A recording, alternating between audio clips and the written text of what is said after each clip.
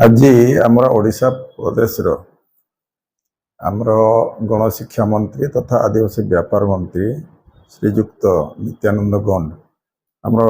मयूरभंज जिला हेडक्वार्टर बारिपदा को आसते मोहन चरण माझी जी कि माननीय मुख्यमंत्री निर्देश रे प्रत्येक हेडक्वार्टर जिला हेडक्वार्टर ये बजेट बाबद को प्रेस मीट हेबो एवं बुद्धिजीवी सहित ये बाबद आलोचना पर्यालोचना करा जिवो से आम सर्किट हाउस रे प्रेस मीट कले तापर आम स्टाडियम कॉन्फ्रेंस हॉल रे बुद्धिजीवी सहित गोटे आलोचना है मुख्य जिनस होची जे आज जो बजेट होती सेटा केते दूर लोक ग्रहण करुछंती सेथिरे कोन कोन अछि तो आमे तो कहबो प्रथम कथा हैला गरीब मानकर एठी हमर वोमेन्स मानकर एठी कृषक मानकर एवं युवक मानकर तांकु छाड़ी देले अमीर मानकर मध्य अछि मध्यवित्त भी अछि एवं गरीब रु गरीब लोकंकर अछि जोटा कि आमे कहूचो गोटे मौलिक जिनस होची गरीब लोकर रोटी कपड़ा और मकान आज घर पाइले आज खाइबा पाई माने जातीय खाद्य सुरक्षा योजना रे 80 कोटी ऊर्ध्व लोक को शामिल करागला आहुरी एटा कंटिन्यू करिवो ये हैला कथा खाद्य वस्त्र घर लाइट तांकर गैस पीवा पानी ये सब जिनस सबु स्थान पाई आज आउ गोटे बड़ जिनस हूँ केन्द्र मु कहबी जेहेतु मु सांसद अच्छी जो माने कि वर्ष को तांकर 12 लाख टंका इनकम करुछंती तांकर आईटी रिटर्न को छूट कराई पूरा मुक्त कराई से मध्यवित्त लोक मैंने आज खुशी अच्छे तेणु यही गोटे बजेट जे एटा जनहितकारी जन कल्याणकारी बजेट एथिरे आमे समस्त को इनवॉल्व करिछु एटा सहित आमर चाषी मानकर जो अच्छी आमर तांकर गोटे योजना से 3 लाख टंका से माने पाउथिले ताकू बढ़े देकी 5 लाख टंका कराई एवं आमर ए जो जल जीवन मिशन आमे आमर प्रत्येक घर को हर घर में नल पे जल एटा गोटे अच्छी तेणु प्रत्येक लोक जमी पीवा पानी पाइबे से अवधि को बढ़े दिखाई सेटा आमर 2028 पर्यंत यही कार्यक्रम चलो जहाँफल समस्त पाखक पीवा पानी पहुँचो खाद्य जगैले पीवा पानी लाइट गैस सब प्रकार जिनस तापर आमर जदि देखिबा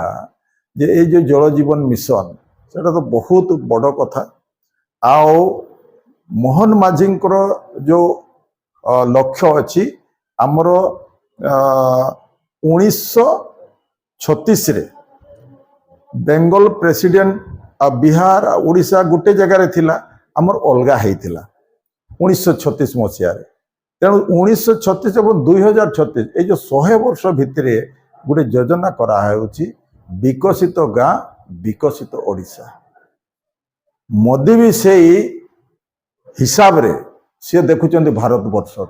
आमर 2000 माने 47 सुधा विकसित भारत केमती तैयारी हेबो सेथिपई योजना एबे आरंभ कर जी गरीब रु गरीब लोक जी एकदम लास्ट रे जी छिड़ा होइचिले धाड़ी रो लास्ट रे तारी पाखकु केमती एई सबु बजेट रे जो रखा है तार केमती सुविधा पहुँचो सेटा हले मूल लक्ष्य जे सबुठु गरीब लोक पर्यंत ये बजेट पहुँचे जो योजना कराई सेटा पहुँचे अनेक कथा अच्छे आमे जदि ग्रामांचल विकास हो ताले ओडिशार विकास निश्चित रूप से हो आउ जदि ओडिशा भाया राज्य सबू जिते अच्छे राज्य सेठी जदि विकास हो ताहले आमे जो लक्ष्य रखीचु 2047 स्वाधीनतार 100 वर्ष भितर निश्चित रूप से भारत गोटे विकसित राष्ट्र परिणत हो विकसित राष्ट्र परिणत ये जो योजना ओडिशा एवं आमर भारत वर्ष एथिपाई आमर नरेंद्र मोदी आ मोहन चरण माझी से विकास करने पर्याप्त टंका ओडिशा को मध्य देइछन्ते आमे जोटा आशा करूछु जे रेलवे रे एतकी हेबा दरकार किंतु केंद्र ताठू आगरु भावी चिंती कर ताठू अधिक से टंका से ओडिशा को देउछन्ते एथिरे आमर खुशी हेबा कथा मयूरभंज कथा मध्य मु कहबी ए जो आमर राजगोविंदपुर एयर स्ट्रिप अच्छी एटा तो 45 कोटी सेबेरु सैंक्शन होइतिला एबे ताकू बजेट ये अनुसार ताकू निया हिची तार विकास केमती होबो तार डेवलप केमती होबो आगामी दिन रे ए एयर स्ट्रिप रो लोक केमती जीवे सेति पय मध्य व्यवस्था करा हिची आ द्वितीय कथा हला महामहिम राष्ट्रपति एटी आसिकरी हमर भूमि पूजन करथिले आमे समस्त जानू सेटा हला बुडामरा चाकुलिया आ बांगरीपोसी गोरमैसाणी बादाम पहाड़ केन्दुझर एटा को मुख्यमंत्री आसीथिले 2 दिन तळे आमे ताको कहिचु अति शीघ्र तांकर जमी अधिग्रहण केमती हेबो काम स्टार्ट केमती हेबो सेति पय आपण स्वतंत्र ध्यान देबे तेणु आमे मयूरभंज रो विकास पय पूरा पूरी आमे लागिचु ए जो जैव मंडल सिमरी पहाड़ एथिरे हमर जो विभाग रो मंत्री जे अछंती केंद्र रे भूपेंद्र सिंह यादव ताकू मध्य आमे प्रतिनिधि जाइकरी ताकू भेटिछु तांकू एई कथा कहिचु जे इनकम जेनेरेट केमती हबो मयूरभंज रे हमर अर्थनीति केमती आगो को बढ़िबो सेति पय किछि प्रोजेक्ट हमकु देबा दरकार से कहले कोन ना आमे कहले ओडिसा रे हमर गोटिए चिड़ियाखाना अछि बड़ चिड़ियाखाना सेटा होछि नंदनकानन ता व्यतीत तो हमर किछि नाही तेणु हमर केवल भारत रे परिचित नुह सिमड़ी पहाड़ एटा सारा विश्व रे परिचित तेणु एठी आमे कहू सबु भित्तिभूमि अछि एठी जदि द्वितीय चिड़ियाखाना करा जाए ताहले मयूरभंज रो विकास हो एटे हजार हजार माने पर्यटक आसीबे एवं आमर इनकम सोर्स मध्य बढ़िबो तेणु आज 14 रु आज पर्यंत देखिबा निश्चित रूप ओडिशा सहित अन्य राज्यर मध्य विकास घटी बहुत विकास 14 पूर्वर आपण देखबे 16 लाख कोटी टंका मात्र इंडिया पाई थिला एबे